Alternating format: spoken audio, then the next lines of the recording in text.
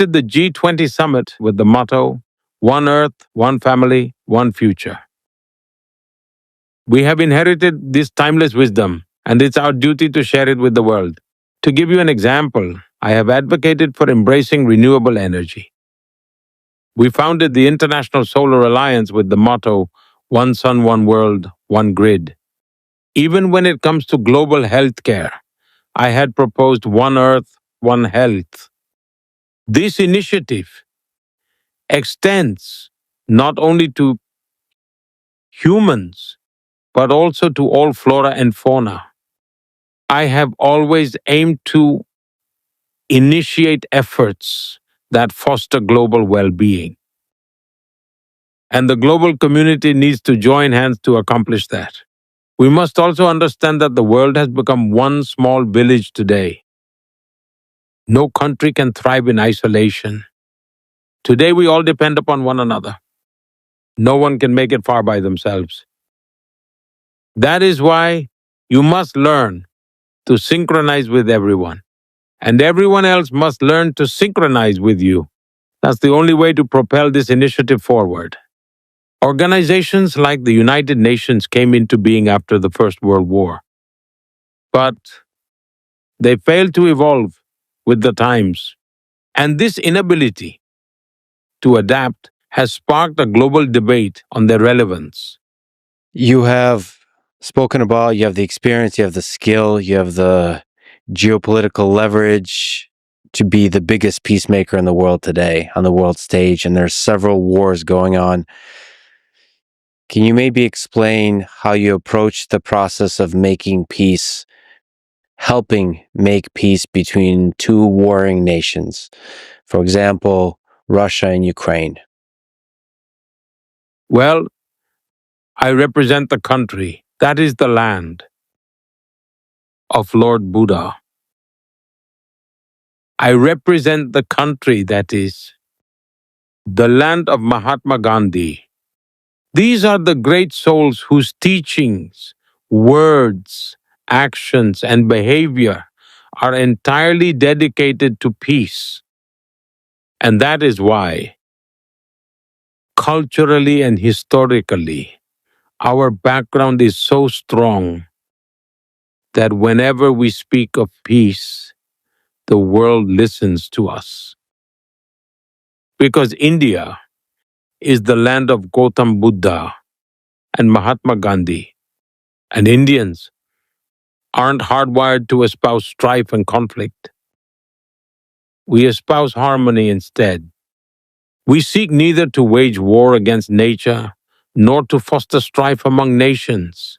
We stand for peace, and wherever we can act as peacemakers, we have gladly embraced that responsibility. Returning to your example, I have a close relationship with Russia and Ukraine alike.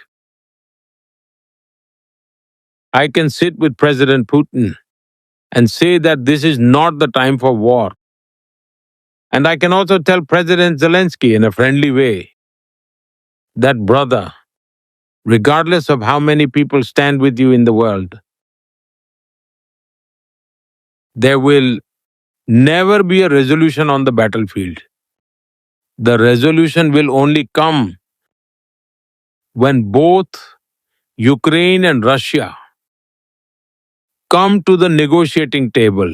Ukraine may hold countless discussions with their allies, but it will bear no fruit. Discussions must include both parties instead. Initially, it was challenging to find peace, but now the current situation presents an opportunity for meaningful and productive talks between Ukraine and Russia. There has been a lot of suffering. Even the global south has suffered. The world has been grappling with a food, fuel, and fertilizer crisis. So, the global community should unite in the pursuit of peace. As for me, I have always maintained that I stand with peace. I am not neutral. I have a stance, and that is peace. And peace is what I strive for. Another difficult, historic relationship and conflict is between India and Pakistan. So it's one of the most tense conflicts in the world. Two nuclear powers with strong ideological differences. You are a great peacemaker, looking out into the future as a visionary. What do you see as the path for friendship, for peace, for good relations between India and Pakistan? I would like to delve into periods of our history the world may be unfamiliar with. Before 1947, during the struggle for independence, everyone was fighting side by side, shoulder to shoulder.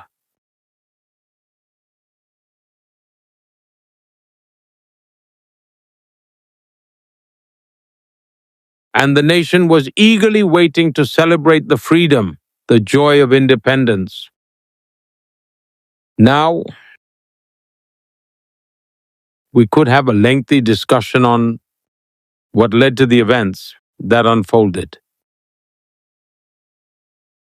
But the fact remains that the policymakers of the time agreed to India's partition. And they agreed to the Muslim side's demand of carving out a separate nation, with hearts weighed down by grief and silent tears.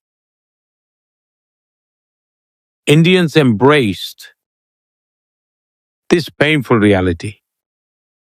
However, what unfolded was an immediate heartbreaking saga of bloodshed.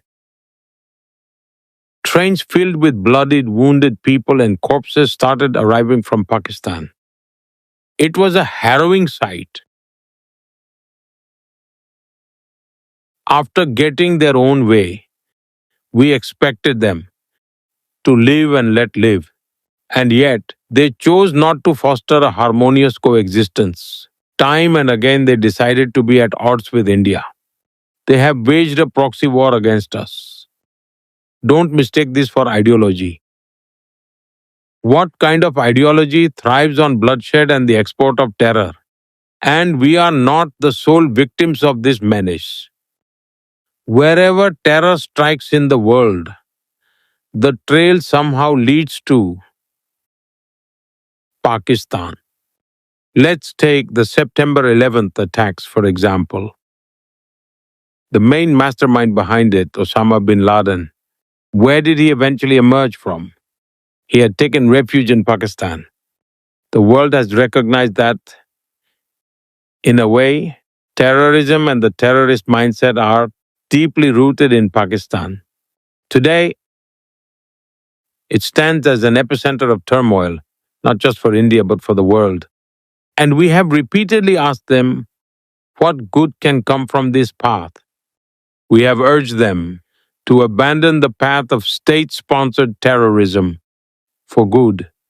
What do you hope to gain by surrendering your nation to lawless forces? I even personally traveled to Lahore in the pursuit of peace. When I became Prime Minister, I specially invited Pakistan to my swearing in ceremony so we could turn over a new leaf. Yet, every noble attempt at fostering peace was met with hostility and betrayal. We sincerely hope that wisdom prevails upon them and they choose the path of peace. I believe even the people of Pakistan long for peace because even they must be weary of living in strife and unrest. They must have grown weary of relentless terror where even innocent children are killed and countless lives are destroyed.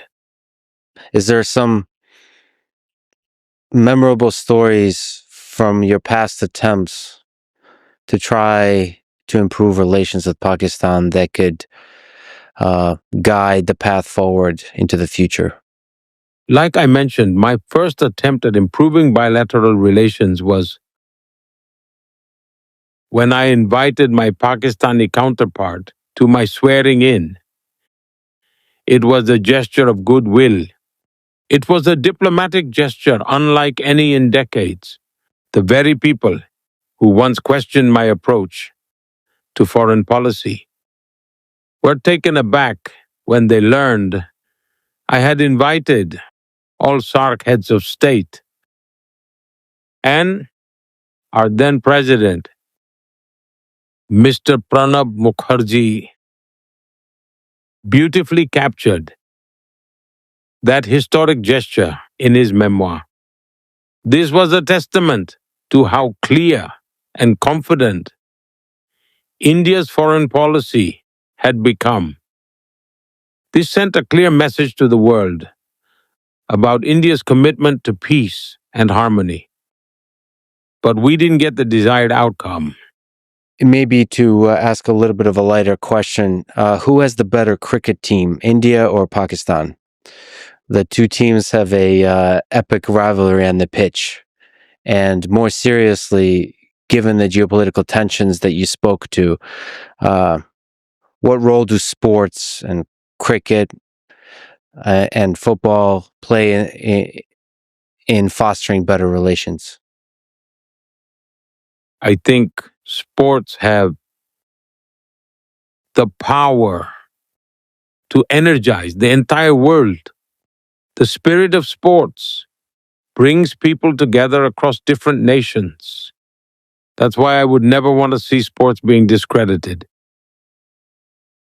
I truly believe that sports play a major role in human evolution. They're not just games, they connect people on a deeper level. Now, coming to the question of who's better and who's not. When it comes to techniques in sports, I'm not an expert. Only those who specialize in the technical aspects can judge which techniques are superior and who the best players really are.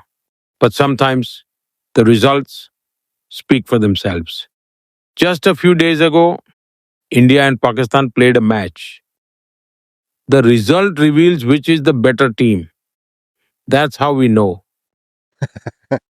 Yeah, I've watched this series called The Greatest Rivalry, India versus Pakistan, that describes so many incredible players, so many incredible games. It's always beautiful to see a great rivalry. You've also spoken about football. Football is very popular in India. So another tough question: who is the greatest football player of all time? We got Messi, Pele, Maradona, Cristiano Ronaldo, Zidane. Who do you think is the greatest football player to have ever played?